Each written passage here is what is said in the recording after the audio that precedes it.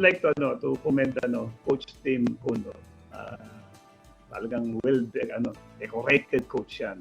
Grand Slam. Talagang kung mayroong isa sa pinakamagaling o baka siya yung top na magaling top magaling na coach baka si Coach Tim Kuno. At sa kanyang estado na ngayon, kung nasaan siya ngayon, sa kanyang estado, nagkaroon pa siya ng humility, okay, na tanggapin niya yung pagkakamali niya.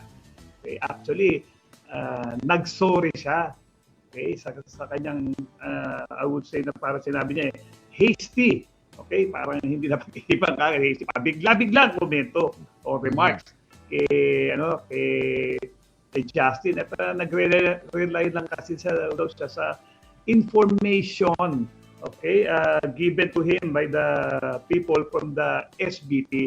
Hindi naman siya talaga mismo yung nakarinig nung sinabi ni o nakatanggap ng alleged na sinabi ni Justin Baltasar na ayaw niya na maging part ng Gilas Pilipinas.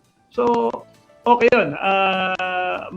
Maganda for a coach, for a leader na talagang nagpakumbaba ka actually para matapos na yung controversy niyan, yung issue niyan. Kasi pare, Asian Games, yan Andiyan na lang, kita na nakadungaw, kita mo na sa bintana Di ba? I think it's on September 23, 24, mga ganun di ba? So, lapit na. So, very, very, very short preparation. Ngayon, yung sinasabi